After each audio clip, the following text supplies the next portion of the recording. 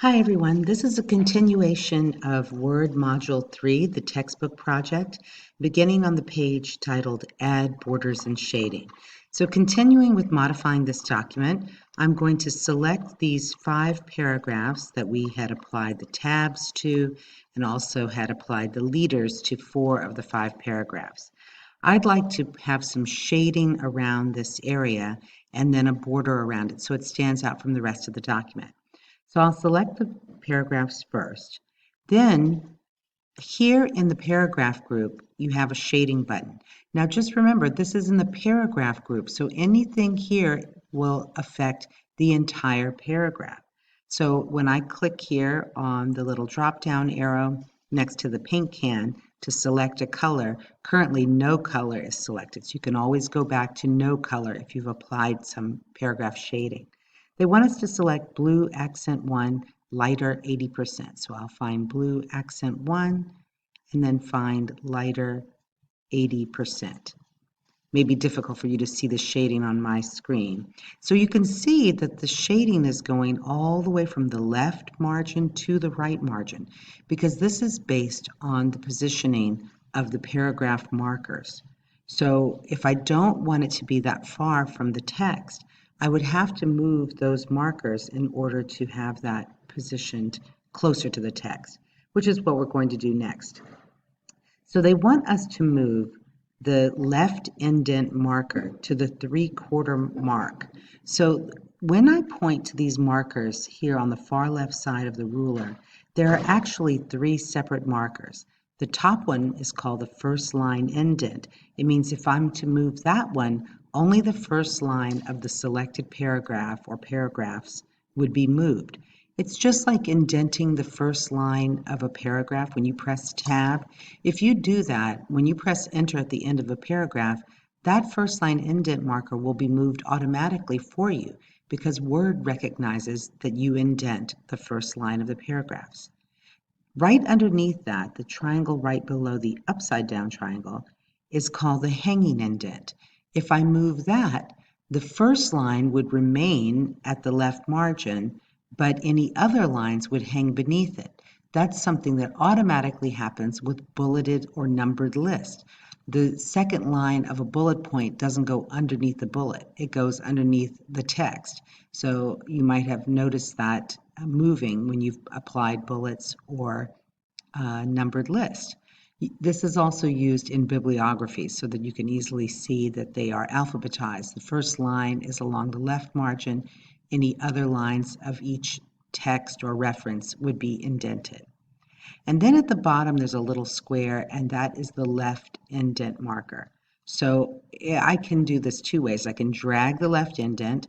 I can also use the increase indent button here on the top, on the paragraph group of the home ribbon. So I'm just going to point to the left indent. Make sure you see the screen tip left indent before you start dragging. That way you know you're dragging the right marker. I'll press and hold, and I'm going to take it to the 3/4 inch mark.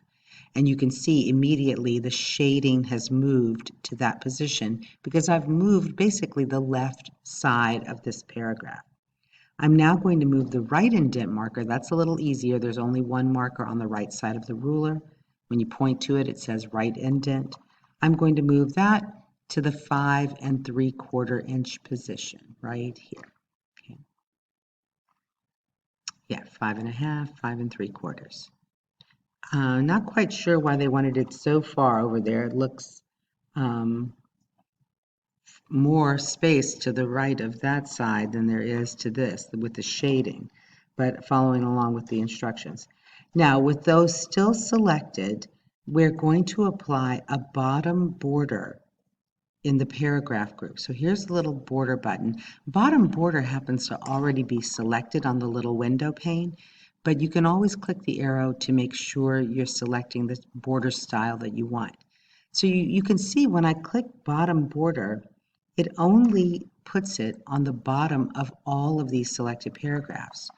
If I had wanted an underline beneath each paragraph, I would have needed to select inside horizontal border, which you can see I'm getting a live preview when I select that. not really necessary when you have the leaders, but that could have been an alternative to adding the dot leaders to separate these groups. Now, if I want to remove the borders, I can go back and choose no border, and now I don't have anything selected. Now, another way to apply borders is through a dialog box. It gives you a few more options. I'm going to click the arrow next to the border button and come all the way down and choose borders and shading. Anytime you see an option with an ellipsis, ... that means a dialog box will open, giving you more options. So I'll select borders and shading. So you can see there's actually 3 tabs in here: borders, page border that goes all the way around the edge of the page, and then shading. So if I want to apply both a border and shading, I'd have to use these 2 separate tabs. So here I can do a quick box option. I can do a quick shadow or 3D effect, or custom allows me to choose which line style I want on the top, bottom, left, or right. So I'm just going to choose the box style, but I don't want a single line. I want a double line style. So I'm going to click on the arrow here till I get to a double line.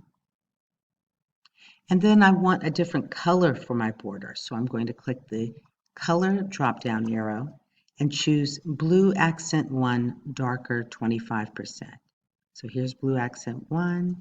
I'll go down until I find darker 25% in the little screen tip. So you can see as I'm applying these changes, the preview here is changing. I often tell students that make sure the preview looks like what you want. Sometimes you might go in here and make a change and you don't see the preview change. You might have to click OK or apply it before you can see those changes. You'll notice here it says apply to paragraph. So it is applying it based on the left indent and right indent of the paragraphs. If I wanted to apply it just to the text, there is an option to do that as well, but I don't think it would look as nice. But you can play around with that and see the different choices that you have. Okay, and then we're going to change the weight of the line. So I'm going to change it here from a 1/2 point to 3/4 point just to make it a little bit thicker. Before I click OK, I just want to go to the shading tab and show you that there's the fill color that I had already selected. I could have applied fill here as well. So now I'll go ahead and click OK, and then let me deselect so that you can see I now have a nice border around that and the shading within that. Next thing I'm going to do is just select the first line so that these look more like labels here and apply a bold style. And I'm going to change the font color to blue accent 1, darker 25%. So that goes with my colors that I have for this bordered section. And I'll just save my changes up to this point. So that's the end of this step within Word Module 3, adding borders and shading. Please watch the next video to continue this project.